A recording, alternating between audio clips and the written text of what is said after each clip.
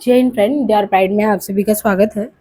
Friends, यहाँ पे देखिए डॉक्टर नगेंद्र संपादित हिंदी साहित्य के इतिहास पर चर्चा कर रहे हैं। प्रीवियस के 3 लेक्चर आपको रीतिकाल संबंधी दिए गए हैं, जिनमें जो भी इम्पोर्टेंट तथ्य था वो सभी करा दिया गया है और इससे आपको रीतिकाल संबंधी एक आइडिया भी हो गया। साथ ही साथ आप वीडियो के एंड में देखते हैं आपको कुछ क्वेश्चन भी कराए जाते हैं, वो सारे ही वीडियो में कराए जाएंगे ताकि आपको प्रीवियस के क्वेश्चन से आइडिया भी लगता रहे। अब यहाँ पे मूल टेक्स्ट में इस तरीके से जो है डॉक्टर नगेंद्र के किताब में जो है तृतीय खंड उत्तर मध्यकाल अथवा रीतिकाल दोनों ही कहा गया है। यानी आप तृतीय खंड कहें, उत्तर मध्यकाल कहें या रीतिकाल कहें। अब क्योंकि आपने जो है जितना तथ्य था रीतिकाल संबंधी वो समझ लिया है, तो एक पृष्ठभूमि आपकी बन चुकी है। इसमें बस आप सरसरी निगाह में देखें कि इन्होंने किताब में क्या कहा है।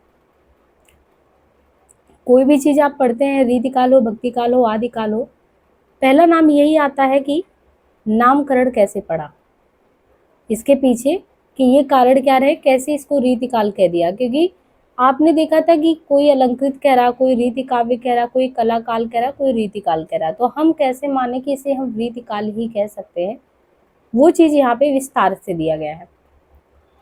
कहते हैं कि उत्तर मध्यकाल का लगभग आप समझिए कि शुरुआत ही देखें तो मोटा मोटा यहाँ पे दिया गया कि 1643 ईस्वी से 1643 से आप जो मान के चलेंगे, 1643 से मान के चलिए वही जो समय है 1843 तक। 1400 से 1700 वैसे मानते हैं, पर इन्होंने कहा ईस्वी में 1643 से जो है आप 1843 मान के चलिए, जिसमें आपको ज़्यादातर जो समय इस समय के दौरान देखेंगे वो श्रृंगार परक लक्षण ग्रंथ देखने को मिला। और जब श्रृंगार परक लक्षण ग्रंथ देखने को मिला तो जितने भी विद्वान थे उनमें भी मतभेद रहा, इसे क्या कहें, श्रृंगार काल कहें। तो मिश्र बंधु ने कहा नहीं, ये तो अलंकृत काल है।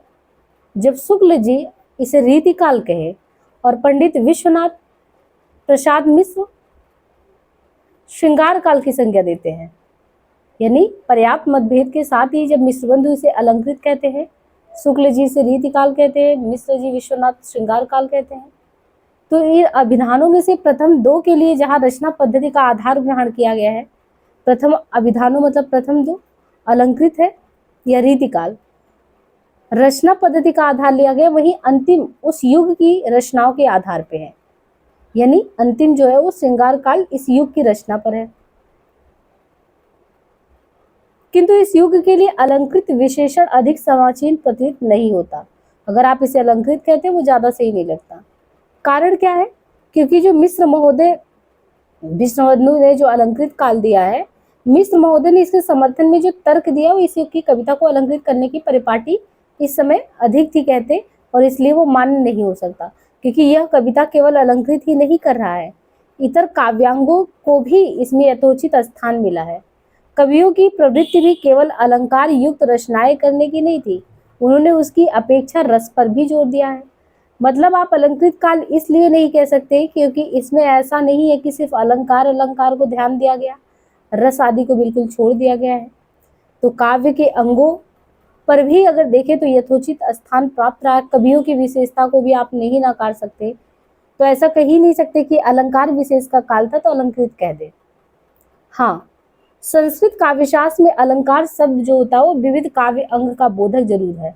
अतः इस अर्थ में यदि अलंकार विशेषण इस युग की काव्यांग निरूपक विशेषता के लिए ग्रहण किया जाए तो गलत नहीं है, क्योंकि अलंकृत सत्कृत प्रत्यय की कार्य इस युग की कविता का ही विशेषण हो सकता है, लक्षण ग्रंथ का नहीं, जो प्रचुर परिमाण में उपलब्ध होते। इसलिए इस युग को किसी सीमा तक अलंकार काल कहना भी युक्त नहीं है।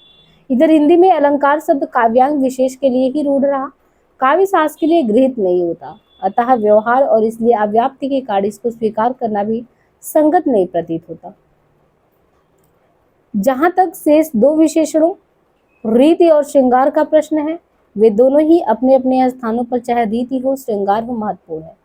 इस युग के लिए रीति विशेषण का प्रयोग करने वाले आचार्य शुक्ल तक ने इसे श्रृंगार काल कहे जाने में आपत्ति प्रकट नहीं की है, किंतु इसका ये मतलब कदापि भी नहीं है इसको हम श्रृंगार काल कह दें। यानी कहते हैं कि शुक्ल जीवी देखे तो श्रृंगार काल कहे जाने में आपत्ति प्रकट नहीं की है, लेकिन इसका ये मतलब नहीं कि आप इसको श्रृंगार कह दो। पहले इन्होंने अलंकृत को खारिज किया, फिर श्रृंगार काल की बात करते हैं, क्योंकि जो इस पक्ष के तर्क में देते हैं कि ये श्रृंगार काल होना चाहिए, तो कहते हैं कि युग की व्यापक प्रवृत्ति श्रृंगार वर्णन की थी, उसके स्वीकार किए जाने में आपत्ति की जा सकती है। इसमें संदेह नहीं है कि इस युग में ज्यादातर रचनाएं श्रृंगारिक है, लेकिन ये आश्रयदाताओं को प्रसन्न करने के लिए ही लिखी गई थी। इनका प्रेरक तत्व कवियों की काम वासना नहीं, सिर्फ अर्थ के लिए था। यानी ये अपने जीविका के लिए जो इनको अर्थ, जो धन मिलते थे, ये उनको प्रसन्न करने के लिए इसलिए उनके अनुसार लिखते, वासना से अभिभूत होकर नहीं लिखते थे। और जो विलासी आश्रयदाताओं से इस प्रकार के काव्य की रचना करके ही प्राप्त होते, तो वैसे ही इस युग में अनेक ऐसे भी कवि हुए जो इस प्रकार के वर्णन करने पर भी अपने कर्म से असंतुष्ट रहे। तभी तो रीतिबद्ध, रीति सिद्ध, रीति मुक्त, रीति इतर और भी लोग हैं, उनको भी तो ध्यान देना है। नृपति नैन कमल निवृथा चितवत बासर जाही, हृदय कमल में हेरी ले कमल मुखी कमलाही। ये कहना है मतिराम का। मतिराम जी का आपने ललित लालाम देखा था, और इनके अलावा फूल मंजरी करके था जो कि बहुत इंपॉर्टेंट था, रसराज था। तो नृपति नैन कमल निवृथा चितवन बासर जाए, जैसे ये लिखे भिखारी दास लिखे कि आगे के कभी रीझी है तो कविताई, ना तो राधिका कन्हाई सुमरन को बहानो है। ये भिखारी दास अपने काव्य निर्णय में लिखते हैं। स्पष्टता ये ध्वनि निकलता है कि इस प्रकार के श्रृंगारिक काव्य को वे काव्य कहने में भी संकोच करते थे कि ये काव्य है। गोप, रसरोप, सेवादास आदि कतिपय कवियों द्वारा अपने लक्षण ग्रंथों में श्रृंगार का बहिष्कार भी इसी बात का प्रमाणन है। इन कवियों की मूल विशेषता श्रृंगारिक नहीं था, वरना वो खुश होते। ये जो भी करते थे काव्यांग निरूपण को ध्यान में रखते और वैसे करते। और अनेक कवि भी है जो अपने ग्रंथों में प्राय यही कहा कि वे इनका निर्माण दूसरों की काव्य रचना पद्धति का ज्ञान कराने के लिए कर रहे हैं, क्योंकि ये राजाश्रित कवि जो थे, इनको शास्त्र ज्ञान की शिक्षा अपने राजाओं को देना था। तो इन लोगों ने संस्कृत काव्य शास्त्रों से चीजों को लेकर सरल रूप में प्रस्तुत करने का प्रयास किया। जैसे जसवंत सिंह का भाषा भूषण, उसमें कहते हैं कि भाषा भूषण ग्रंथ को जो देखे चित लाए, विविध अर्थ साहित्य रस ताही सकल दर्शाए। यह रस सारांश भिखारी दास कहते हैं कि जान्यो जय जो थोड़े ही रस कवित को वन, तीन रसकिन के हेतु ये कीन्हो रस सारांश। या आगे कहते हैं कि बांची आदि दे अंत लो, ये समझो जो कोई ताई और रस ग्रंथ को फेरी चाहना होई। रस प्रबोध रसली। तो वस्तुतः इस युग में कवि जो है काव्यांग चर्चा में उसी प्रकार का गौरव अनुभव करते थे जिस प्रकार के ब्रह्म ज्ञान विषयक चर्चा भक्ति काल में जन सामान्य के लिए गौरव की बात हुआ करती थी। ये लोग यद्यपि उस अर्थ में आचार्य नहीं थे जिसमें कि संस्कृत के काव्यशास्त्र विवेचक आचार्य आते थे, पर स्वच्छ और सुबोध निरूपण के कारण शिक्षक के अर्थ में तो आचार्य कहे ही जा सकते थे। इनमें चिंतामणि, कुलपति दास, प्रताप शाही आदि तो ऐसे हैं जिन्होंने इस कर्म को बहुत ही मनोयोग के साथ लिया। इनकी रचनाओं में यदि श्रृंगारिक छंदों का समावेश हुआ है तो उसका मुख्य कारण इनकी श्रृंगारिक प्रवृत्ति के स्थान पर विलासी आश्रयदाताओं को प्रसन्न करने के अलावा शास्त्र के इस रूक्ष विषय को सरस बनाकर सुखंड करने का प्रयास। यदि वे श्रृंगार वर्णन को ही अपना उद्देश्य समझते तो ये लक्षणों के बंधन में डालकर अपनी रचनाओं को कहीं कहीं दूषित अथवा कवित्वहीन न कर बैठते। स्वतंत्र ग्रंथ भी तो रचे जा सकते थे इसमें। बिहारी जैसे कवियों ने इस फेर में ना पढ़कर स्वतंत्र रूप से श्रृंगारी ग्रंथों की रचना की, किंतु इनके मूल में भी उनकी अपनी श्रृंगारिक विशेषताएं थी, ये नहीं कहा जा सकता। कारण ये भी है कि विलासी आश्रयदाताओं के लिए लिखे गए। वैसे इन ग्रंथों की भलीभांति परीक्षा की जाए तो सहज ही स्पष्ट हो जाएगा कि इनके रचयिताओं पर भी काव्य शास्त्र की गहरी छाप है। इन्होंने लक्षण नहीं लिखे पर उनके अनुरूप अपनी रचनाएं अवश्य की। मतिराम, भूपति, चंदन आदि तो ऐसे हैं जिन्होंने काव्य शास्त्र के किसी अंग पर कुछ न कुछ लिखा भी है। दूसरे, यदि यह स्वीकार भी कर लिया जाए कि इस युग के कवियों की व्यापक प्रवृत्ति श्रृंगार ही थी, तो इसे श्रृंगार काल कहने में अव्याप्ति दोष होगा, क्योंकि इस दशा में वीर भक्ति आदि श्रृंगारेतर रसों में ही रचे गए तथा काव्यांग विवेचन की दृष्टि से लिखित अनेक महत्वपूर्ण और प्रसिद्ध लक्षण ग्रंथ इसकी परिसीमा में नहीं आ पाया। तो इस संबंध में ये तर्क दिया जा सकता है, चूंकि इन रचयिताओं ने थोड़े बहुत श्रृंगारिक छंद लिखे, इसलिए भी ये श्रृंगार काल की परिधि के भीतर आ ही जाते हैं। इसलिए विशिष्ट परिस्थितियों में लिखे गए कतिपय छंद रचनाएं ना तो उनकी श्रृंगारिक प्रवृत्ति का द्योतक है और न इन ग्रंथों के विषय भिन्नता के तथ्य से। अतः कह सकते हैं कि इस युग की मूल विशेषता श्रृंगारिक नहीं है, इसलिए श्रृंगार काल कहना भी सही नहीं है। जहां तक इस युग की रीति विशेषण सही प्रयोग में लाने का प्रश्न है, तो उसके विषय में ये सहज कह सकते हैं कि श्रृंगार काल की अपेक्षा ये ज्यादा वैज्ञानिक और संगत लगता है। रीति संबंधी ग्रंथ ही अधिकांशतः नहीं लिखे गए। अभी तो इस युग के कवियों की प्रवृत्ति भी ऐसे ही ग्रंथ रचने की थे। इन कवियों ने यदि श्रृंगारिक छंद रचे भी तो वे समांतर स्वतंत्र रूप से रचित न होकर श्रृंगार रस की सामग्री के लक्षण के उदाहरण होने के लिए रीतिबद्ध थे। इतना ही नहीं, रीति निरूपण की ये विशेषताएं अपनी विशिष्ट पृष्ठभूमि और परंपरा के साथ आई थी। भक्ति काल में ही काव्य शास्त्र लोगों की चर्चा का विषय बन चुका था। नंददास द्वारा रसमंजरी जैसे नायिका भेद संबंधी ग्रंथ लिखा जाना, तुलसी द्वारा धुनि अवरेव गुबित गुण जाति मीन मनोहर ते बहुभाति आदि कहा जाना इसकी पुष्टि के लिए ही पर्याप्त है। इसके साथ ही साथ केशव, रहीम, सुंदर आदि अनेक कवियों ने कवि चर्चा की, इसके विषय को अग्रसर किया, जो आगे चलकर साधारण कवियों तक का बड़े विषय होने के कारण इस युग की प्रवृत्ति का घोतक हो गया। दूसरे, इस विधान को स्वीकार कर लेने में सबसे बड़ा लाभ ये है कि इसकी परिधि के भीतर केवल वे लक्षण और लक्ष्य ग्रंथ ही नहीं आ जाते जो श्रृंगारिक रचनाओं से युक्त है, अपितु वे ग्रंथ भी इसकी परिसीमा के बाहर नहीं पड़ते जो अन्य रसों में काव्यांग विवेचन के निमित्त रहे। यद्यपि ये कहा जा सकता है कि रीतिकाल संज्ञा भी अपने आप व्यापक नहीं है, क्योंकि घनानंद, आलम, बोधर, ठाकुर, शूदन आदि वे कभी भी तो इसके तहत नहीं आ पाते, जिन्होंने अपने काव्य ग्रंथों की रचना ना तो काव्यांग के विवेचन के लिए की और ना उन पर काव्य शास्त्र का प्रभाव ही रहा। किंतु इसके उत्तर में यह स्पष्ट कर देना असंगत न होगा कि इन कवियों में सूदन, जोधराज प्रवृत्ति गिने चुने वीर कवि, वीर गाथा आदि काल की परंपरा में भी रखे जाने चाहिए। वर्तमान युग में ब्रज भाषा काव्य तथा काव्य शास्त्र के अनेक ग्रंथों का प्रणयन हुआ और अब भी हो रहा है। उनके सन्निविष्ट न हो सकने के कारण क्या आधुनिक काल अथवा गद्य काल अभिधान को अमान्य कर दें? तो जो पुरानी परंपरा है उसके ग्रंथ तो प्रत्येक युग में मिल ही जाते हैं। इसी प्रकार इस युग में भी आप वृंद आदि नीति कवियों की भी रचना भी देख लीजिए, तो वो तो नीति परक रचनाएं लिखे। ऐसे ही घनानंद, बोधा आदि कुछ लोग उत्कृष्ट कवियों में है जो रीति की परिपाटी को मानते ही नहीं।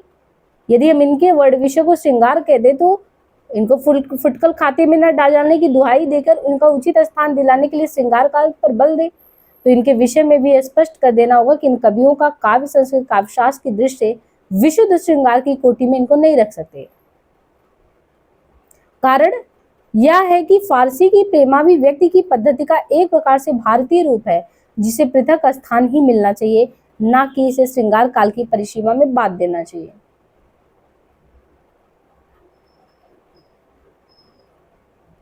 विषय चयन के आधार पर भी इस काल को रीतिकाल कहने में किसी प्रकार की अव्याप्ति दोष नहीं होगा, क्योंकि प्रत्येक कवि द्वारा इसमें श्रृंगार की न्यूनाधिक रूप से ग्रहण किया जाना भी एक प्रकार की रीति यानी पद्धति तो है।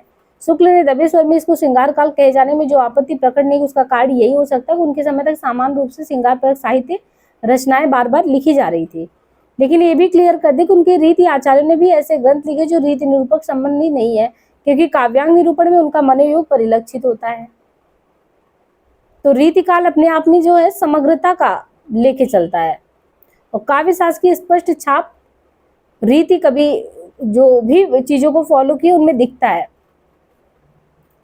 सीमांकन की बात करें कि रीति काल की सीमा को हम कहां से कहां तक लेके चलते हैं, तो भाषा साहित्य के ऐतिहासिक अध्ययन में कवियों की प्रवृत्ति का विवेचन करने के लिए जिस प्रकार वर्ण विषय के अनुसार रचनाओं का वर्ग विभाजन तथा उस प्रवृत्ति के घोतक प्रत्येक विभाग का नामकरण होता है, उसी प्रकार उस प्रवृत्ति के प्रेरक तत्वों का विश्लेषण करने तथा तत्संबंधी रचनाओं के परिमाण को आंकने के निमित्त उसके प्रसार काल की सीमाएं निर्धारित होती है। किंतु यह सीमा निर्धारण ऐतिहासिक घटनाओं के समान निश्चित नहीं हो सकता, ना तो किसी साहित्यिक प्रवृत्ति के आरंभ की ही निश्चित तिथि बताई जा सकती है और न समाप्ति की। इसकी प्रस्तावना और अविच्छिन्न विकास परंपरा के तहत चरम सीमा और उपसंगति के बीच कम से कम 25 से 30 वर्षों का अंतर होता है। रामचंद्र शुक्ल ने हिंदी साहित्य के इतिहास लिखते समय उस समय विशेषताओं के अनुसार उसको 4 भागों में बांटा। बाद के विद्वानों ने उसके विभाजन यानी वही विभाजन काल सीमाओं को प्राय अविकल रूप में ग्रहण कर लिया, किंतु उनका सबसे बड़ा दोष भी यही था कि वे इस संबंध में उदार नहीं हो पाए। जैसे उन्होंने बांट कर दे दिया शुक्ल जी ने, सबने उसी को अपना लिया। निश्चित संबंध से प्रवृत्ति विशेषण का विशेष का आरंभ और निश्चित संबंध पर उसका अंत निर्धारित होकर बैठे। और जिस युग में रीति निरूपण अथवा रीति प्रभावित ग्रंथों के निर्माण का प्राचुर्य रहा, उसको रीतिकाल संज्ञा देते हुए उनका समय भी उन्होंने 1700 से 1900 मान लिया। पर इन निश्चित संवतों को स्वीकार करने में सबसे बड़ी आपत्ति यही होती कि उन रीति कवियों के कतिपय ग्रंथ इनसे आगे पीछे रचे जाने के कारण रीतिकाल की परिधि में नहीं आते, पीछे आगे पीछे छूट गए।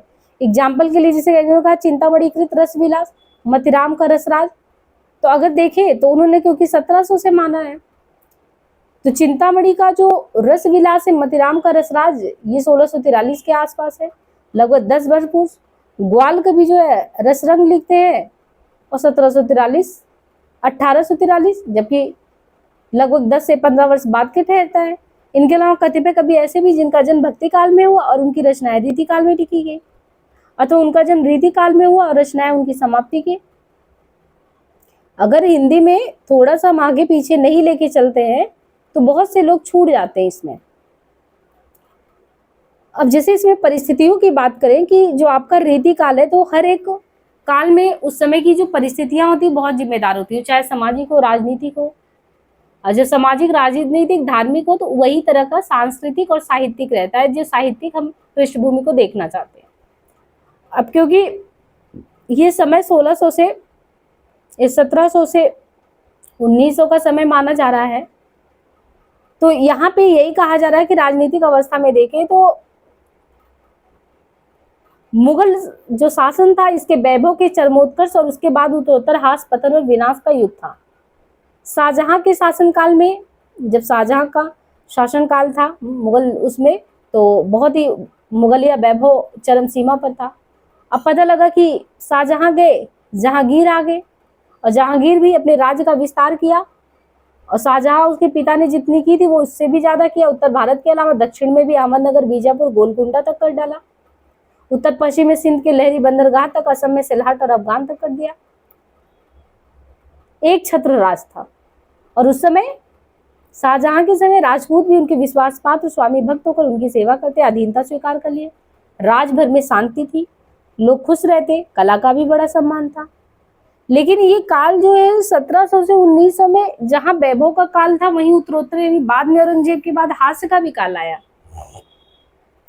तो पहले तो सामान्य रूप से शांति रही, राजनीतिक स्थिरता रही, राजकोष भरा पूरा, ताजमहल और मयूर सिंहासन का निर्माण हो चुका।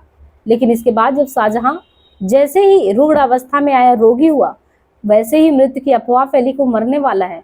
और जैसे ही पता चला कि वो मरने वाला है, तो 1658 में इसके ही पुत्र शाहजहां के पुत्रों में सत्ता का संघर्ष शुरू हुआ। और उसका जो ज्येष्ठ पुत्र दारा सिंह बड़ा था, वो बड़ा ही उदार व्यक्ति का था, उसे बहुत ज्यादा लोभ लालच सत्ता का नहीं था। लेकिन जो उनका छोटा था औरंगजेब शाहजहां का, वो धार्मिक असहिष्णुता अहमन्यता के गर्भ में चूत उसने अपने ही बड़े भाई की हत्या करवा दी और अपने हाथ में शासन की बागडोर ली। और जैसे ही बागडोर लिया, उपद्रव, दमन सब कुछ शुरू हो गया। वो बड़े से बड़े साम्राज्य को संगठित कर नहीं पाया, क्योंकि वो अहमवादी था, घमंडी था, और वो कोई उसके हुक्म का उल्लंघन करे मतलब अपराध, तो उसके साथ गलत व्यवहार। इसलिए उसके पुत्रों में किसी के भीतर इतनी प्रतिभा और व्यक्तित्व नहीं थी जो उतने बड़े राज्य को एक साथ बांध पाता। और जब राजा ही मजबूत ना हो तो पतन सुनिश्चित है। अब औरंगजेब के बाद 1707 में उसके पुत्रों के बीच भी संघर्ष हुआ। उसका दूसरा पुत्र मुअज्जम शाह आलम प्रथम, वो गद्दी पे बैठा। कुछ उदार था मुअज्जम, लेकिन ज्यादा समय तक रह नहीं पाया। फिर साम्राज्य का पतन शुरू हो गया। लगभग 50 वर्ष तक एक प्रकार से जो शासन स्थिर ही नहीं रहा। धीरे धीरे अल्पकाल के लिए लोग आते चले जाते और लोगों में विलासिता बढ़ती जाती, अव्यवस्था, अशांति बढ़ रही थी। सत्ता पे अशांति जब धीरे धीरे बढ़ी रही थी, तो और भी जो सत्ता थे वो धीरे धीरे अपने को केंद्र की पकड़ से ढीला कर रहे थे। और अब दिल्ली, आगरा के क्षेत्र तक सीमित रह गया इनका राज्य बस। और उसी समय जब बाहर सत्ता ने देखा ये सब तो कमजोर है ना, तो नादिर शाह ने आक्रमण कर दिया। अब आक्रमण कर दिया, विदेशी व्यापारी विशेषता अंग्रेजों ने भी स्थिति का पूरा पूरा लाभ उठाया। समस्त उत्तरी भारत पर इन लोगों का अधिकार हो गया। देशव्यापी राजक्रांति ने एक बार पुनः विलासी मुगलों को प्रतिष्ठित करना चाहा, लेकिन सब प्रयत्न असफल रहा। तो ये तो केंद्रीय शासन की बात हुई। केंद्रीय शासन की बात राजनीतिक स्थिरता में इसलिए बात करना कि अगर केंद्रीय वैभव राज्य का बना रहेगा तो सुख समृद्धि पूरे राज्य में रहेगा, सांस्कृतिक स्तर पे, साहित्य के स्तर पे, सभी स्तर पे बढ़ावा ही मिलेगा। लेकिन जब ऐसा रहा, तो जब केंद्रीय सत्ता इतनी कमजोर रही तो प्रदेश का प्रश्न है। तो रीतिकाव्य की रचना के क्षेत्र में अवध, राजस्थान, बुंदेलखंड, यहाँ पे अवध के विलासी शासकों का अंत भी मुगल साम्राज्य के समान कारूणिक रहा। राजस्थान में भी बहु पत्नी प्रथा बढ़ गया था। इसी तरीके से औरंगजेब के पुत्र बाद जो राजपुरुष, कुशक, इन सब षड्यंत्रों में यहाँ तक ये लोग इतना पतोन्मुख स्थिति में आ गए थे कि महिलाओं के साथ भी, हिंदू रजवाड़ों, अवध के नवाबों के साथ उनका भी कारूणिक देखने को मिला, उनके साथ भी गलत व्यवहार हो रहा था। तो ये जब इतना अव्यवस्थित सत्ता था केंद्र में, तो उसका समाज पे बहुत बुरा प्रभाव पड़ा, क्योंकि सामाजिक व्यवस्था का केंद्रबंधु बादशाह, उसके अधीन मनसबदार, अमीर उमराव, बड़े बड़े ओहदे वाले, वो नीचे वालों को मात्र समझते थे कि हमारी संपत्ति है और वैसे ही ट्रीट करते, इंसान समझते ही नहीं। उस समय का दूसरा तरफ जो बुर्जुआ तबका, सेठ, साहूकार, दुकानदार, व्यापारी, शासक वर्ग, इन दोनों को तो आय मिलता, लेकिन श्रमजीवी दिन रात परिश्रम करता, उसको कुछ नहीं मिलता। और कभी वो अतिवृष्ट, कभी अनावृष्ट, कभी युद्ध, इनसे परेशान। कहने का मतलब है कि इस युग में गरीबों की आर्थिक स्थिति अत्यंत शोचनीय हो गई। शासक एवं संपन्न वर्ग श्रम किए बिना ही संपन्न था, लेकिन ये दिन रात करते तब भी इनको नहीं मिलता। अब ऐसी शोचनीय अवस्था में महिलाओं पर भी सुरा सुंदरी का बोलबाला, संपत्ति मानकर नारी का उपभोग करना, इस प्रकार से विलास में डूबे हुए लोग ये अपनी संतान की देखभाल तक नहीं कर पाते। तो ये स्थिति थी उस समय की सामाजिक स्थिति। और जब सामाजिक स्थिति भी ऐसा था, तो आप सांस्कृतिक स्थिति भी समझ सकते हैं कि सामाजिक अवस्था के समान इस युग में देश की सांस्कृतिक अवस्था भी बहुत ही शोचनीय था। अकबर है, जहांगीर है, शाहजहां है, इनकी उदारतावादी नीति तथा संतों और सूफियों के उपदेश के परिणाम स्वरूप हिंदू और इस्लाम संस्कृतियों के निकट आने का जो उपक्रम हुआ, यानी क्योंकि जब ये धीरे धीरे व्यवस्था शोचनीय हुई, तो अकबर, जहांगीर, शाहजहां, ये सब तो उदारवादी दृष्टि के थे। तो इनके यहाँ पे संत है, सूफी है, ये सब आते थे, उपदेश देते, और हिंदी वगैरह भी अपना समझिए कि फल ही फूल रहा था। लेकिन जबकि औरंगजेब जैसे कट्टरतावादी लोग आ गए, तो धार्मिक आस्थाओं का दृढ़तापूर्वक पालन भी कठिन हो गया। अब जो है गुरु दीक्षा लेने लगे, पीठाधीश लोग बस राजा और श्रीमानों को गुरु दीक्षा देने लगे। मंदिरों में भी अब ऐश्वर्य और विलास की लीला होने लगी।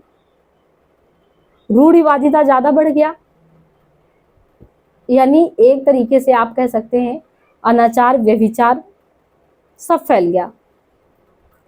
हिंदू मंदिरों में तो मुसलमान पीरों के तकियों पर जाकर मनोरथ सिद्ध करने लगे। जनता के अंधविश्वास का अनुचित लाभ पुजारी और मुल्ला उठाते। धर्म स्थान भ्रष्टाचार तथा पापाचार का केंद्र बन गया। कबीर, नानक अथवा जायसी जैसा व्यक्तित्व और प्रतिभा तो था नहीं जो जन जन को प्रभावित कर पाए। ये लोग पहले के जो वाणी थे वही सुनते, वही प्रचार करते। नैतिक प्रभाव की कल्पना तक इस समय असंभव हो गया था। रामलीला होता, रामचरितमानस का पाठ होता, तो उसको सब मनोविनोद तक रखते, उसमें कोई उद्देश्य नहीं खोजते। जब सांस्कृतिक स्थिति ऐसी थी, सामाजिक स्थिति ऐसी थी, राजनैतिक स्थिति इतनी खस्ताहाल थी, फिर साहित्य कैसे फलेगा। साहित्य और कला की दृष्टि ये युग वैसे शुरुआत में बहुत पर्याप्त कह सकते हैं कि समृद्ध का काल का, क्योंकि स्वर्ण काल ग्रियर्सन ने भक्ति काल को कहा ही था। लेकिन इस काल के कवि और कलाकार यद्यपि साधारण वर्ग के व्यक्तित्व हुआ करते थे, मतलब जो कलाकार हो, कवि हो, वो साधारण वर्ग के व्यक्तित्व हुआ करते थे। अपने आश्रयदाता मुगल सम्राटों अथवा देसी राजा नवाबों से उन्हें इतना सम्मान मिलता था कि समाज के प्रतिष्ठित लोगों में उनकी गणना होती थी, क्योंकि उचित सम्मान कवि अथवा कलाकार की सृजन व्यापार को प्रोत्साहित करने में बहुत सहायक हुआ करता है। अतएव यह स्वाभाविक ही था कि इन लोगों ने अपनी अपनी कला का गुण और परिमाण दोनों की दृष्टि से ज्यादा विकास किया। किंतु दुर्भाग्य की बात यह रही कि इन्हें वो स्वतंत्रता प्राप्त ही नहीं हो पाया जो सृजन के लिए जरूरी था। इन्हें सामान्य रूप से आश्रयदाताओं की अभिरुचि का विशेष ध्यान रखना पड़ता, जिसका परिणाम ये होता कि प्रतिभावान होते हुए भी ये लोग भी जो सृजन करते उसमें उत्तम जो करना चाहिए वो चीज प्रस्तुत करने में असमर्थ रहते हैं। फारसी की राजकीय भाषा होने के कारण इनकी अलंकार प्रधान शैली का प्रभाव समानता इस युग की प्रत्येक भाषा पर पड़ा। ब्रज भाषा जनजीवन के निकट होते हुए इस प्रभाव से नहीं बच सके। परिणाम ये हुआ कि इस युग के अधिकांश राजाश्रित कवि अपने आश्रयदाताओं की प्रशस्तियां अतरंजी शैली में लिखते रहे। विलासी आश्रयदाताओं की वासना को गुदगुदाने के लिए लिखी हुई श्रृंगारी रचनाओं पर भी इस शैली का प्रभाव देखा जा सकता है। और इस प्रकार जो ग्रंथ यहाँ पे रीति काल में लिखे हैं उनके मूल में क्या होता, दो उद्देश्य, अपने सामर्थ्य का प्रदर्शन करो या उस युग के काव्य रसिक समुदाय को इनका अनिवार्यता ज्ञान कराना, जिससे कि वे काव्य गोष्ठी में शास्त्रीय सौंदर्य का प्रदर्शन कर पाए। कहने की आवश्यकता नहीं कि इस परंपरा के साहित्य की रचना शाहजहां के राजत्व काल से लेकर आगामी 2-2.5 साल तक चलता रहा। फिर औरंगजेब आ गया, तो औरंगजेब आते ही कवियों से संबंध अपने काट लिए। इसका प्रभाव फिर विशेष रूप से पड़ा नहीं, क्योंकि राजा और नवाब उन्हें आश्रय देते ही रहे। इधर जन समुदाय में ऐसे कवि भी विद्यमान थे जो स्वतंत्र रूप से काव्य की रचना करते रहे। क्योंकि वो क्या था कि राजकीय समुदाय में ऐसे भी लोग थे जो राजकीय वातावरण से मुक्त थे, तो उनकी रचनाएं काव्य शास्त्रीय उपकरणों की समावेश से अछूती रही। वो स्वतंत्र होकर लेखन करते। और जहां तक ललित कलाओं की बात है, उसमें चित्रकला काव्य के समान ही इस युग में प्रचलित और समृद्ध। जहांगीर के राजत्व काल में भी चित्रकला अपने आप में होता, लेकिन जब से औरंगजेब वगैरह आए तो फिर कोई बहुत विशेष कुछ ऐसा नहीं लगा। और चित्रकला वैसे तो लोक जीवन के ज्यादा निकट है, आश्रयदाताओं की अभिरुचि से प्रभावित होता, स्थानीय प्रभाव से असंतृप्त रहता था। और यहाँ पे इनके अलावा शैली के चित्रों में कृष्ण लीला, नायिका भेद, 12 मासा, ये सारी चीजें विद्यमान रहती।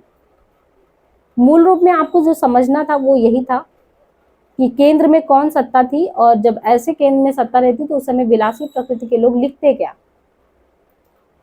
अब यहाँ पे मूल स्रोत ये है कि जो आपको मिल रहा है पढ़ने के लिए, हिंदी साहित्य का ये दुर्भाग्य रहा है कि प्रकाशन और रुचि देख रेख के अभाव में बहुत सारे ग्रंथ तो रहे नहीं, और जो कोई रहे पता नहीं आगे रहेंगे कि नहीं। लेकिन यहाँ पे आपको रीतिकालीन ग्रंथ जो दिए गए हैं, इसमें 200-250 वर्ष की दीर्घ कालावधि में कितने ग्रंथ लिखे गए, कहाँ कहाँ से लिया गया, उसमें रीतिकालीन साहित्य आज जिन स्रोतों से उपलब्ध है और हम सामने पढ़ रहे हैं, उनमें वो 3 वर्गों में रखा जा सकता है जहां से ये मिला। एक तो पहला, इस देश का जो अलग अलग पुस्तकालय है जहां अनेक हस्तलिखित ग्रंथ सुरक्षित है, वहां से कुछ जानकारी मिली। इसके बाद काशी की नागरी प्रचारी सभा का आर्य भाषा पुस्तकालय, रामनगर वाराणसी स्थित काशी नरेश का पुस्तकालय, पटियाला स्थित नेशनल आर्काइव्स का पुस्तकालय, बड़ौदा में गायकवाड़ ओरिएंटल रिसर्च है सायाजी विश्वविद्यालय के हिंदी विभाग द्वारा, और उदयपुर, दतिया, टीकमगढ़, यहाँ सब महाराजाओं के व्यक्तिगत जो पुस्तकालय थे। सोचिए पुस्तकालय ने कितना बड़ा रोल अदा किया। और दूसरा ये हुआ कि कुछ लोगों के पास अनेक हस्तलिखित और प्रकाशित ग्रंथ हैं, जिनमें जैसे स्वर्गीय ठाकुर शिव सिंह सेंगर, कांथा उन्नाव, गोविंद चतुर्वेदी, जवाहरलाल चतुर्वेदी मथुरा, कैप्टन सूरवीर सिंह, भवानी शंकर याज्ञिक, ये सब ये लोग व्यक्ति पर्सनल रखे थे। तीसरा वर्ग ये कि पुरानी और जो नई प्रकाशन संस्था है, तो प्राचीन प्रकाशन संस्थाएं जो थी उनमें वेंकटेश्वर प्रेस बम्बई है, काशी है, नवल किशोर से जो छपता था, लखनऊ इंडियन प्रेस, इलाहाबाद नागरी प्रचारी, काशी तथा गंगा, ये सब सक्रिय थे, पहले भी लिखते थे। तो नवीन संस्थाओं में विभिन्न नगरों में अव्यवस्थित जो व्यावसायिक और शोध संस्थान थे, वहां से भी चीजें मिली। क्योंकि आगे चल के पीएचडी वगैरह करेंगे, आप भी रिसर्च स्कॉलर बनेंगे, तो कहाँ कहाँ से हमारे शोध ग्रंथ मिल पा रहे हैं। और फिर इन लोगों ने तीनों स्रोतों से उपलब्ध सामग्री को 3 वर्गों में बांट दिया। इसमें देखिए 3 वर्गों के तहत प्रसिद्ध काव्य रचनाओं का उल्लेख किया है, जैसे चिंतामणि है। तो मुक्तक काव्य में किसका किसका बहुत अहम है, तो मुक्तक काव्य के तहत चिंतामणि, मतिराम, भूषण, बिहारी। और चिंतामणि का जो मुक्तक में है कवि कुल कल्पतरु, रस विलास, काव्य विवेक, श्रृंगार मंजरी, काव्य प्रकाश, छंद विचार। इनके अलावा मतिराम का जो है पूछा जाता है रसराज, ललित ललाम, सतसई, अलंकार पंचाशिका। देखिए यहाँ पे फूल मंजरी नहीं का बताया गया है, लेकिन जो मुक्तक काव्य में मतिराम के रसराज, ललित ललाम, सतसई करके है। जैसे हम बिहारी का सतसई देखते हैं ना, तो सतसई, तो ऐसे ही मतिराम का सिर्फ सतसई, उनका तो बिहारी सतसई है। अलंकार पंचाशिका करके, वृत्त कौमुदी करके है इनका। भूषण का शिवराज भूषण, सेवा बावनी, अलंकार चंद्रो हृदय प्रकाश, बिहारी का तो सतसई है, देखिए बिहारी सतसई। और ससई मतीराम ने भी लिखा है। गोविंद सिंह जो है, इनकी रचना का नाम सुनीति प्रकाश है, सर्वलोक प्रकाश है, प्रेम सुमार्ग है, बुद्धि सागर। तो बुद्धि सागर। तो उस कवि का है सुधानिधि, नखशिख, विनय शतक। सुधानिधि, नखशिख और विनय शतक। रसनिधि का रतन हजारा, विष्णु पद कीर्तन, कवित बारामासी, गीत संग्रह अरिल हिंडोला ससई। ये रसनिधि के द्वारा है, रतन हजारा, विष्णु पद कीर्तन, कवित बारामास है, गीत संग्रह अरिल हिंडोला ससई। जसवंत सिंह का है अपरोक्ष सिद्धांत, अनुभव प्रकाश, आनंद विलास, सिद्धांत बोध, सिद्धांत सार, भाषा भूषण और अस्फुट छंद। तो अपरोक्ष सिद्धांत, अनुभव, आनंद विलास, सिद्धांत बोध, सिद्धांत सार, भाषा भूषण, अस्फुट छंद।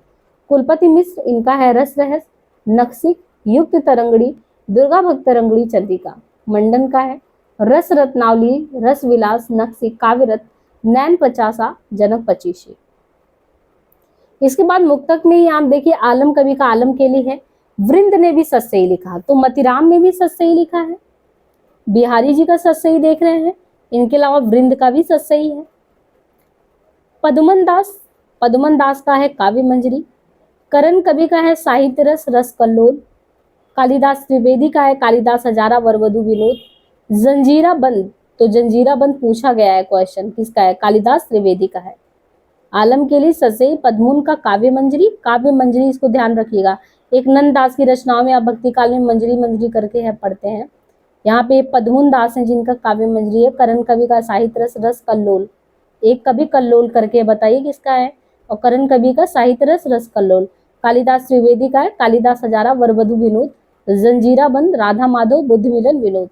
लाल कवि है, लाल कवि का विष्णु विलास। माखन का है श्रीनाग पिंगल, छंद विलास। कुमार मणि का है रसिक रसाल, रसिक रंजन। देव का है जो मुक्तक में भाव विलास, भवानी विलास, कुशल।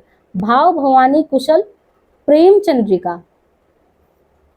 जाति विलास, रस विलास, तो भाव, भवानी, जात, रास, कुशल, सुजान, विनोद, प्रेम तरंग, देव चरित्र, काव्य रसायन, सुखसागर तरंग, देव शतक, प्रेम दीपिका, सुमिल विनोद, राधिका विलास, नीति शतक।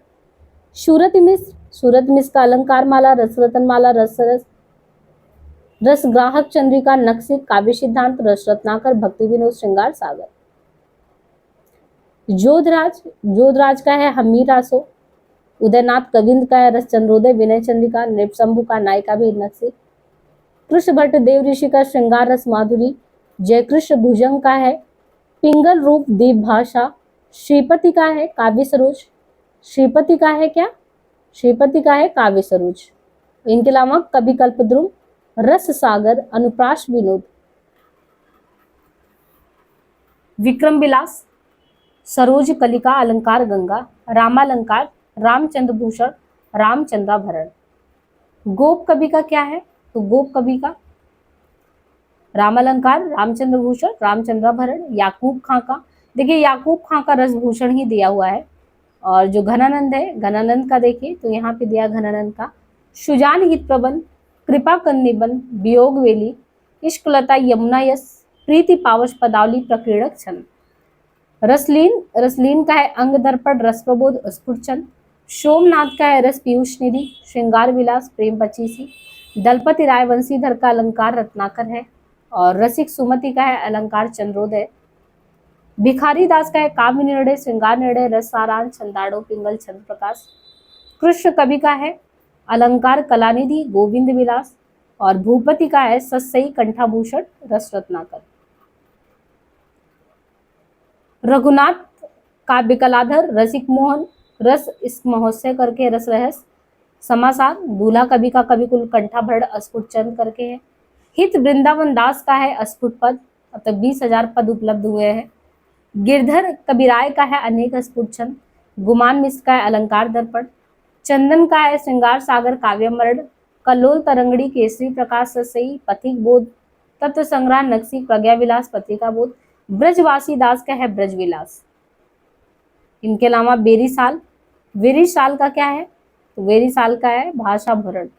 शिवनाथ का रस वृष्टि। उजियारे कवि का क्या है? तो जुगल रस प्रकाश है, रस चंद्रिका करके है। जनराज इनका है कविता सार विनोद। सेवादास का है नक्सिक रस दर्पण गीता महात्म्य अलबेले लाल जू को नक्सिक।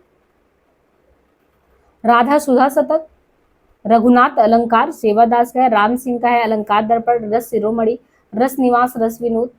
हठी जी का श्री राधा सुधा शतक बोधा का है विराहवारी शिष्कनामा। राम सहाय का है ससई वित्त तरंगड़ी वाड़ी भूषण। नंद किशोर का पिंगल प्रकाश दशरथ का है वृत्त विचार। रसिक गोविंद का रसिक गोविंदानंद घन पिंगल रसिक गोविंद।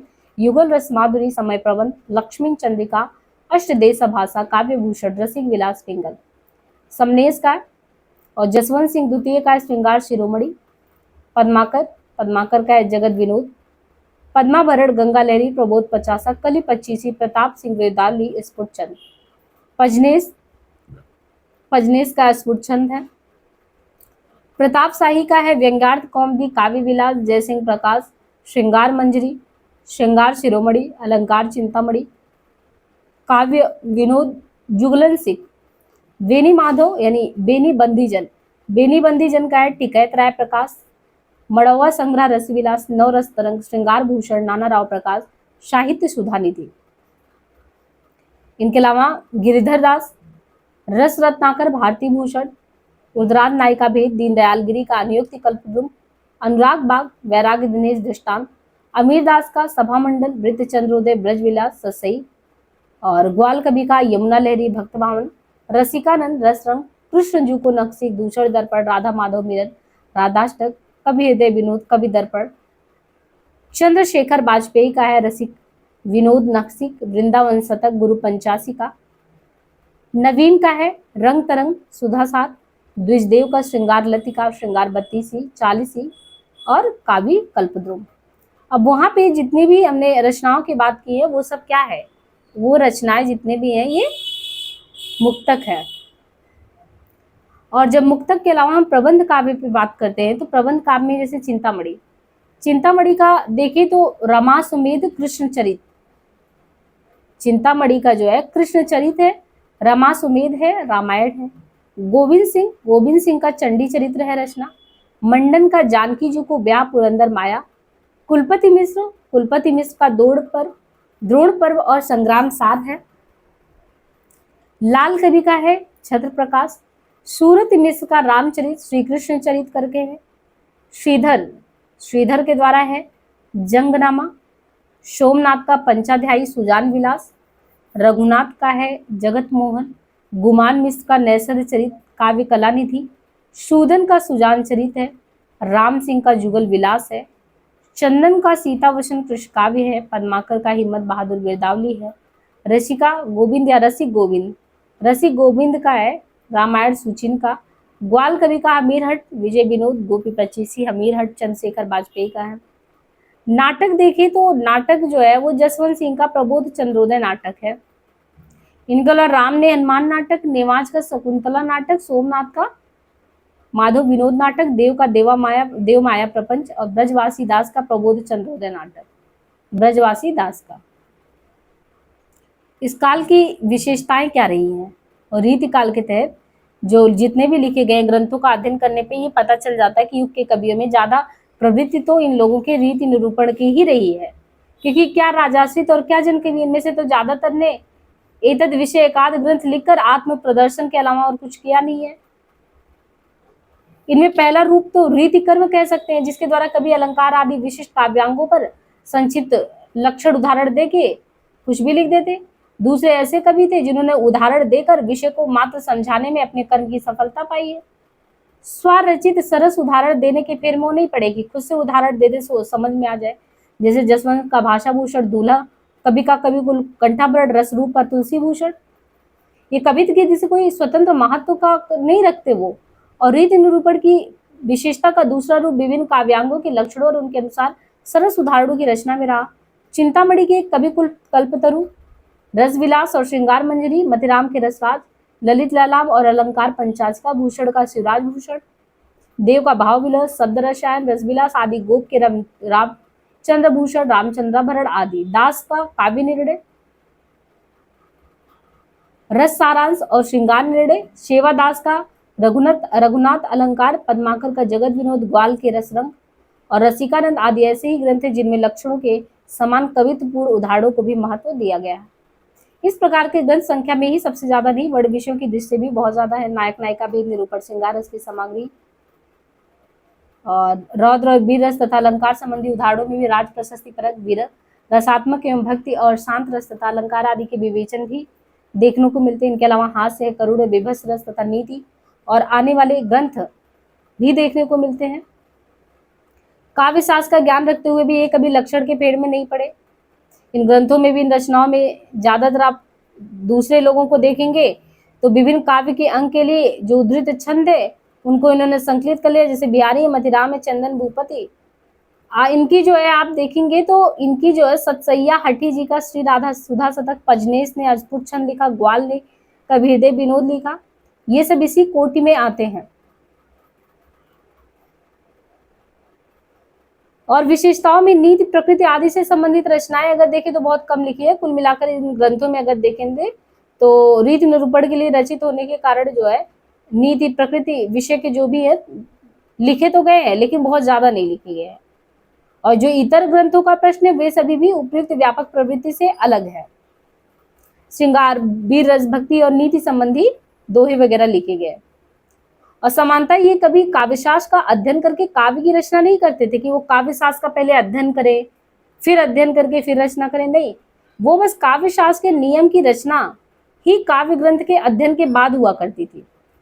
चूंकि इन कवियों द्वारा गृहीत जो काव्य विषयों की प्रेरणा का स्रोत अलग था, इसलिए भी इनके मूल में एक प्रवृत्ति की खोज नहीं की जा सकती। प्रत्येक के अनुरूप एक भिन्न प्रवृत्ति विशेषता देखनी ही पड़ती है। इनमें जो श्रृंगारिक छंद की प्रेरणाओं का स्रोत व्यक्ति प्रेमानुभूति होने के कारण उनका मूलाधार प्रेम की पीर है, जिसे भारतीय काव्यशास्त्र में वर्णित श्रृंगार रस की सामग्री में कहीं भी स्थान नहीं मिल सकता। इनमें फारसी काव्य के प्राण रूप व्यक्ति तत्व को जिस प्रकार से उभारा गया है, भारतीय परंपरा के विषय प्रधान श्रृंगारिक काव्य में वो देखने को नहीं मिलता। दूसरे शब्दों में इन रचनाओं में जो भारतीय काव्यशास्त्र में बताए गए जो श्रृंगार रस विषयक सिद्धांतों का नितांत बहिष्कार हुआ है। इनके रचयिता भी रीति कवियों की शास्त्रीय दृष्टि के विरोधी थे। यह लोगन कवित्व की वो खेल करी जानो है। उक्ति वाले ठाकुर की कविता से ये क्लियर होता है कि इस प्रकार व्यवहार और सिद्धांत दोनों में विद्रोह का स्वर रहने के कारण इन रचनाओं के मूल में रीति मुक्तता की विशेषता भी देखी जा सकती है। इस वर्ग के श्रृंगारिक रचनाओं के समान वीर रस, भक्ति, नीति आदि की रचनाओं में भी काव्य शास्त्रीयता के प्रति आग्रह का अभाव तो है, पर साथ ही विद्रोह का भाव भी नहीं है।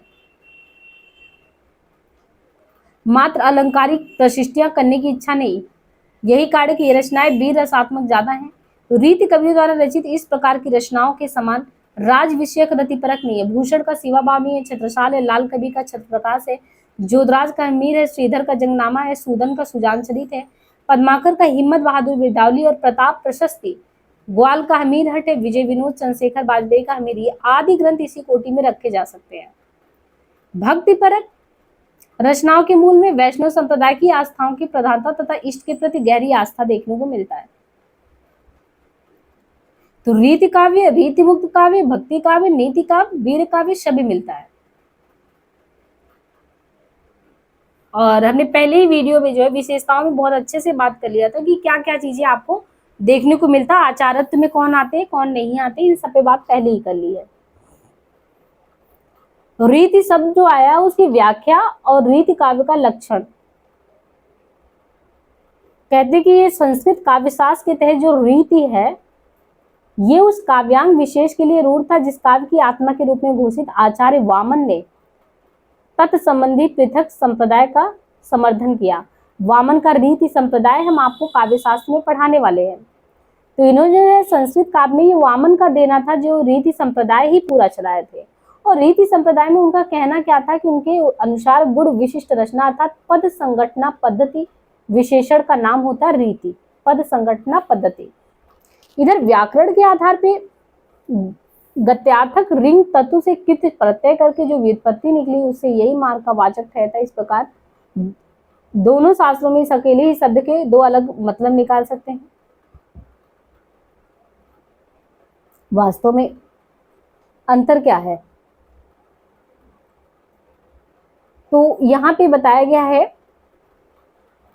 बात यह है कि व्यक्ति अथवा वर्ग विशेष अपने भावों की अभिव्यक्ति जिस विशिष्ट रूप में करता है, उसकी विशेषताएं जब दूसरों के लिए अपने अभिव्यक्ति व्यापारगत अनुकरण और अनुसरण का लक्ष्य हो जाती है, तो उसकी विधात्री पद्धति विशेष लोक व्यवहार में मार्ग शब्द से अभिहित होती है। मार्ग यानी रास्ता बनाने वाला। दंडी का ये कहना है कि काव्य रचना के ये दो रास्ते हैं। काव्य रचना करेंगे तो दंडी कहते हैं दो रास्ते हैं, एक वैदर्भी है, एक गौड़े।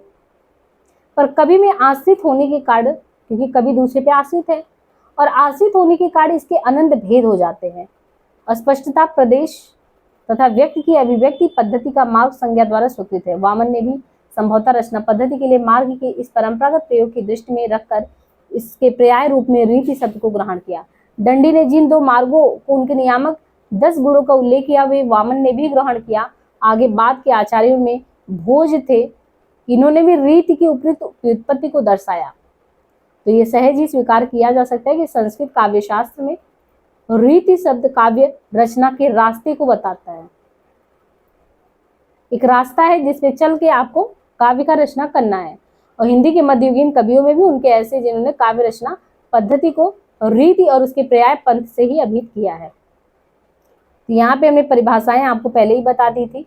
जैसे प्रथम प्रकरण कविकुल कल्पतरु में कहते हैं रीति सुभाषा कवित की बन्नत बुध अनुसार चिंतामणि, या मतिराम कहते हैं सो विश्रब्ध नवोढ़ यो वर्तन कवि, या भूषण कहते हैं सुकविन हूँ की कछु कृपा समझो कविन को पंथ है, या देव कहते हैं अपनी अपनी रीति के काव्य और कवि रीति है। भिखारी काव्य की रीति सीखो सु कविन सो, जाते कुछ हो लक्ष्य कविताई को। इनके अलावा हिंदी के जो भी आधुनिक इतिहासकार आलोचक रहे उन्होंने रीति शब्द का प्रयोग किया है।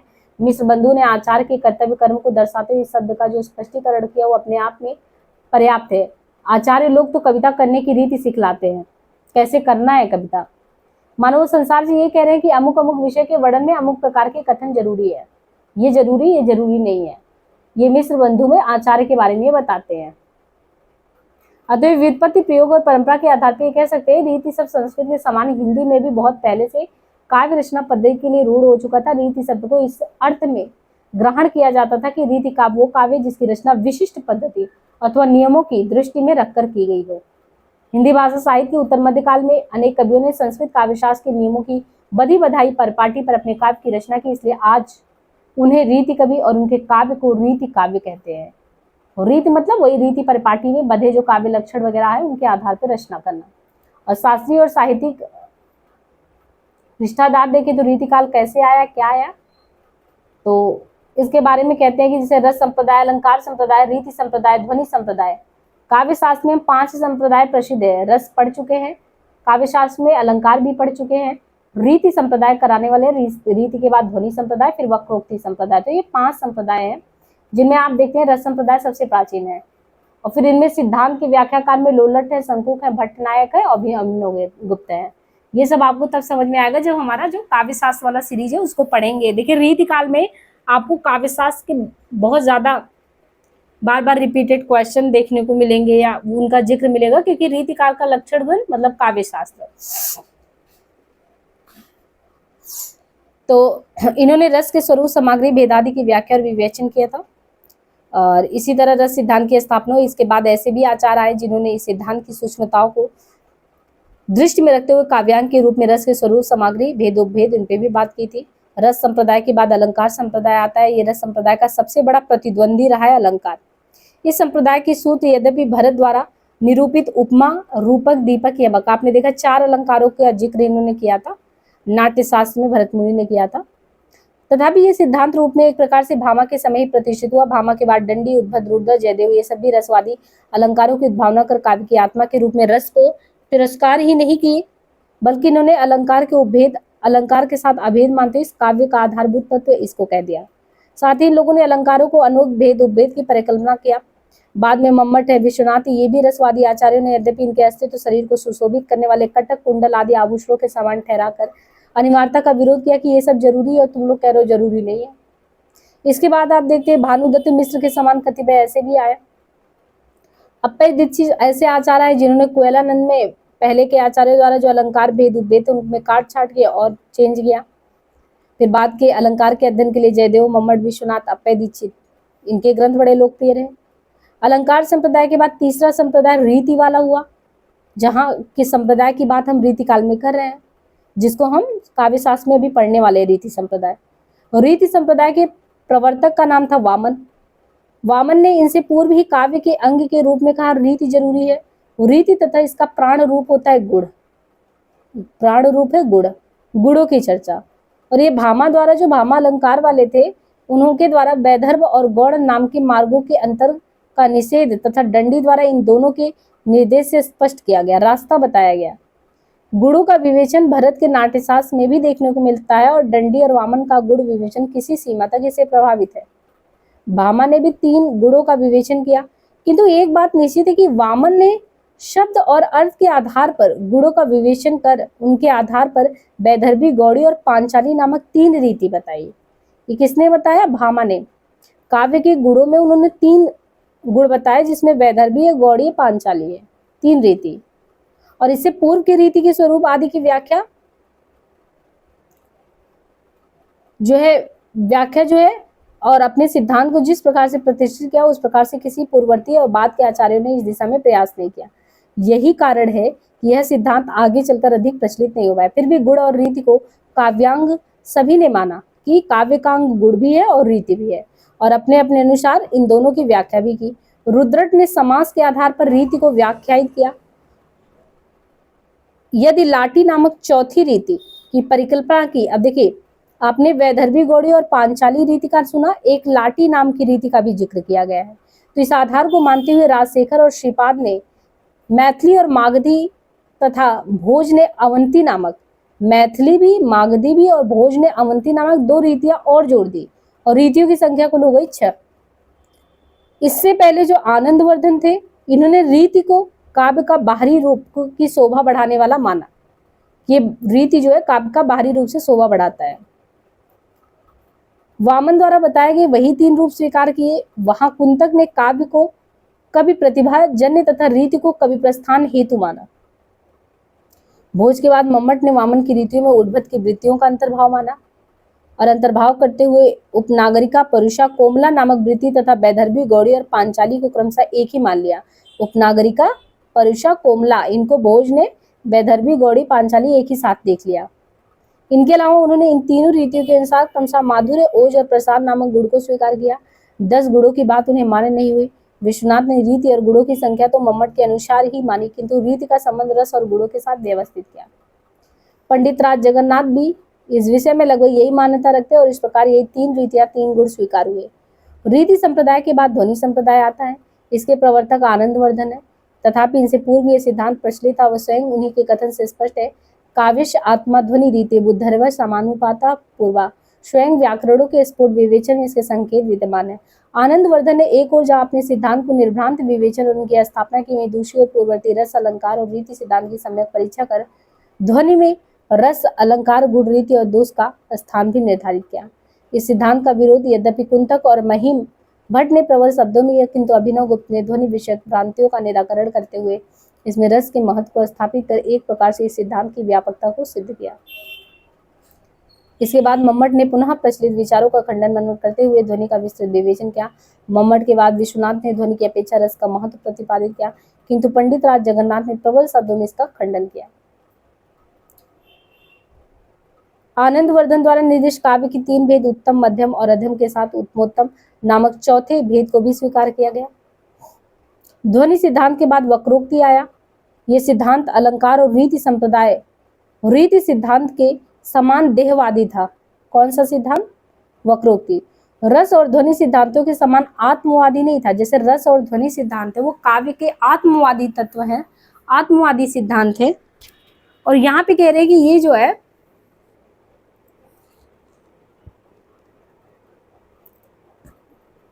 वक्रोक्ति जो है ये आत्मवादी नहीं है, देहवादी है।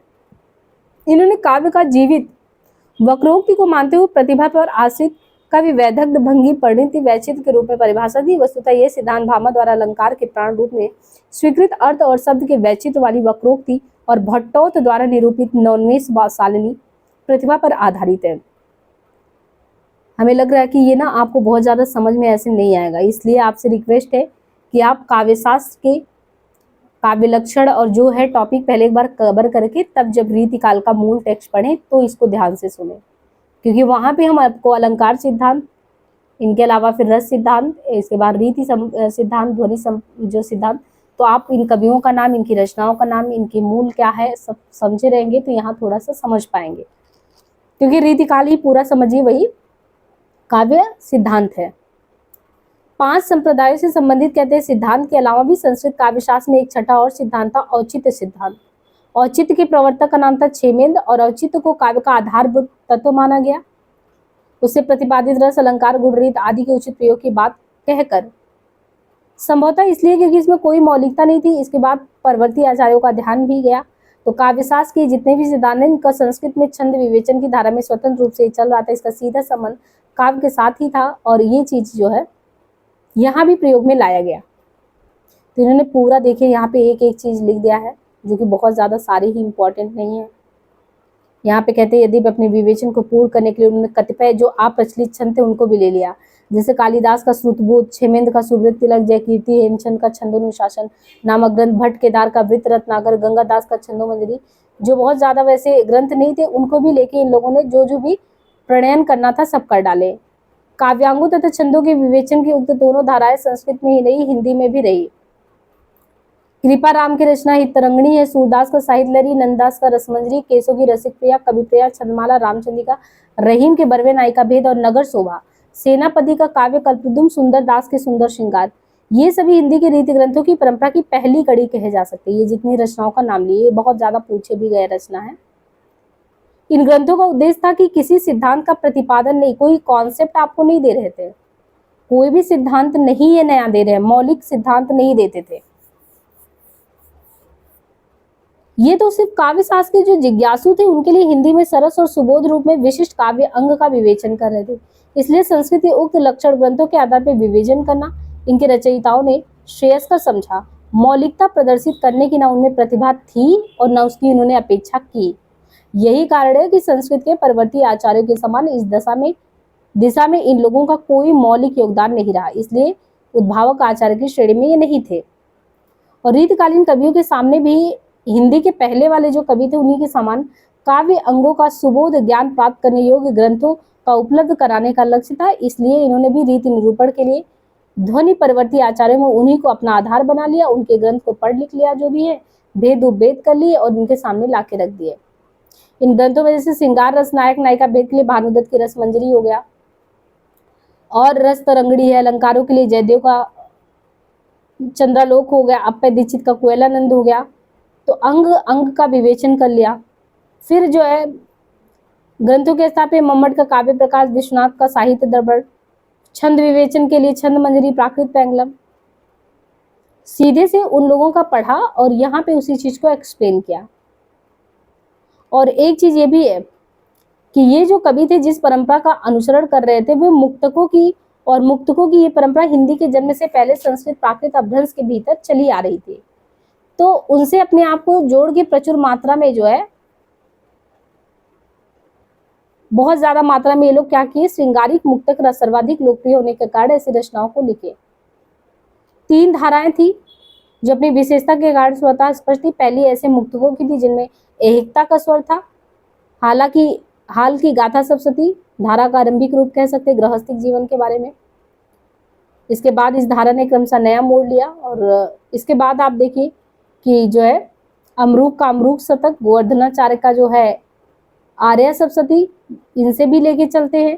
कालिदास का श्रृंगार तिलक हो गया, घटक पर्र का भर्तरी का श्रृंगार शतक, बिल्हड़ का चौर पंचाशी का, ये सब संस्कृत में ग्रंथ है।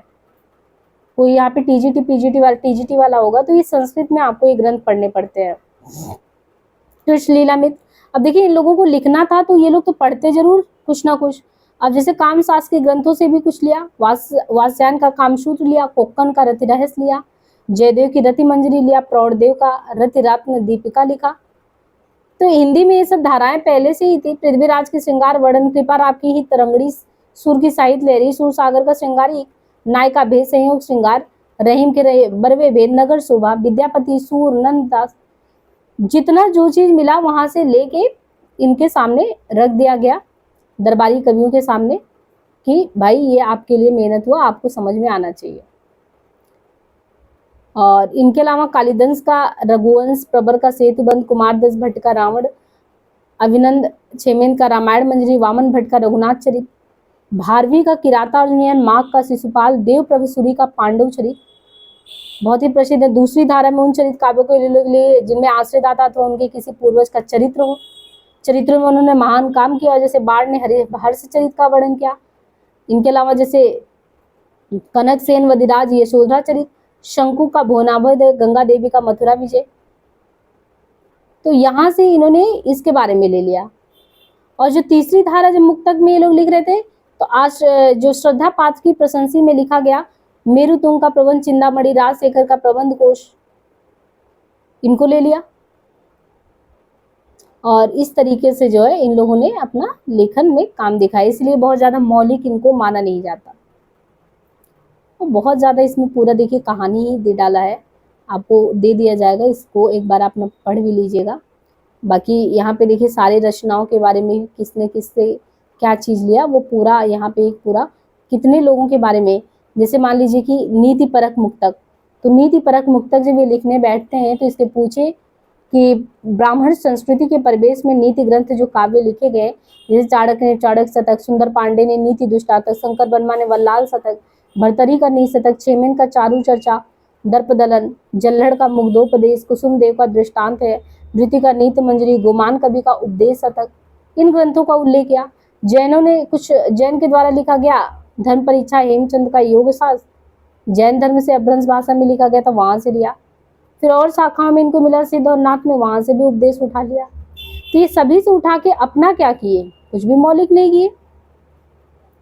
इसलिए आप जब रीतिकाल की विशेषताओं पे आओगे तो रीतिकाल में मुख्य प्रवृत्तियां आपको, एक तो रीति निरूपण मिलेंगी, श्रृंगारिकता, ये रीति निरूपण श्रृंगारिकता मुख्य है। राज प्रशस्ति, वीर काव्य, भक्ति और नीति बात की बात है, जिनको हमने वन लाइनर में जब पढ़ाया था, फैक्ट में हमने बता दिया था, तो बहुत ज्यादा मतलब घुसने का नहीं है।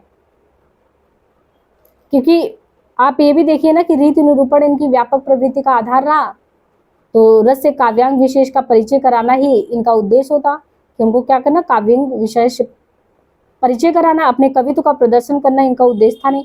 ये अपने कवित्व का प्रदर्शन नहीं करते, काव्यांग विशेष का परिचय करवाते। और वो लक्षण के साथ उदाहरण दे दे के कराना होता तो उनमें कवित्व जैसी बात रही नहीं। तो जसवंत का भाषा भूषण, याकूब का रसभूषण, रसिक सुमति का अलंकार चंद्रोदय, दलपति वंशीधर अलंकार रत्नाकर, गोविंद का कर्णमंडल और दूल्हा का कविकुल कंठाभरण, रसरूप का तुलसी भूषण, इन्हीं प्रवृत्ति के परिचय किए थे। दूसरी प्रवृत्ति में रीति कर्म और कवि कर्म का समान महत्व रहा। तो इसके तहत आने वाले ग्रंथों में लक्षण और उदाहरण दोनों ही रचयिताओं द्वारा रचित है। उदाहरणों में सरसता का विशेष ध्यान रखा गया। चिंताराम, चिंतामणि, मतिराम भूषण, देवदास, कुलपति, श्रीपति, बदमाकर, ग्वाल, रीति निरूपक विषय ग्रंथ इसी प्रकार है। तृतीय में कौन से हैं? ग्रंथकारों ने प्राय सभी छंदों की रचना की, और मतिराम, भूपति, चंदन। और इन ग्रंथों की सबसे बड़ी विशेषता श्रृंगारिक रही। काव्यांग विवेचन के आधार पर इस प्रवृत्ति की दो अंतः प्रवृत्तियां भी थी, एक सर्वांग विवेचन की और एक विशिष्टांग।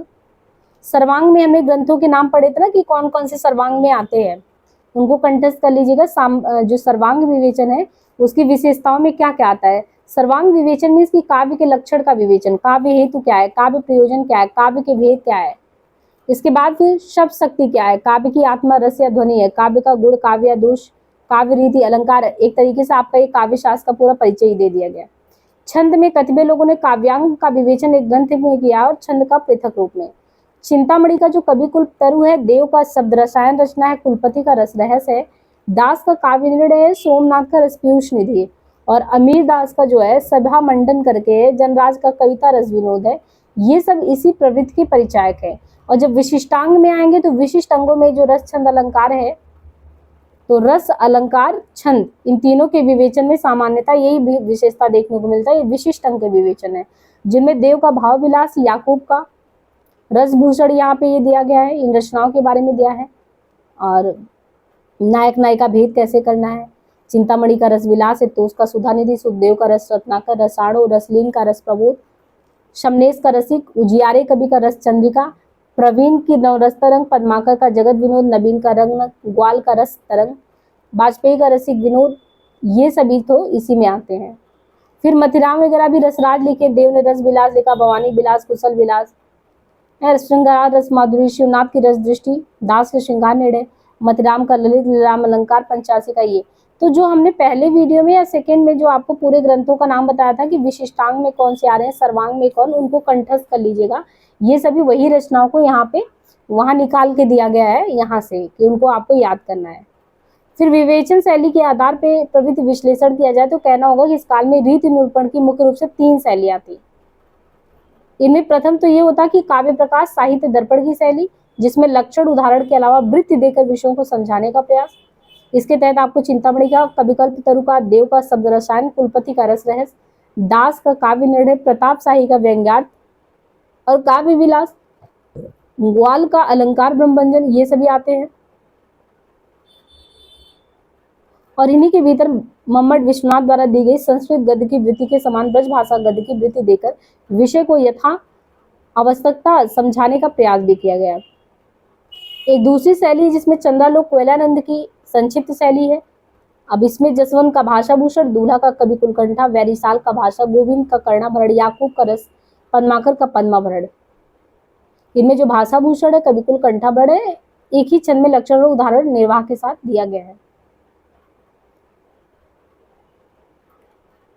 रीति निरूपण की समस्त अंतावृत्तियों का अध्ययन करने पर इन सबके विषय में कतिपय सामान्य बातें कही जा सके। उनमें सबसे पहली तो यही कि इस युग के समस्त रीति कवियों ने अपने ग्रंथों का निर्माण सामान्य पाठकों को काव्यशास्त्र का ज्ञान कराने के लिए किया, उनको सुबोधता, सुकंठता, सरसता को ध्यान में रखते किया।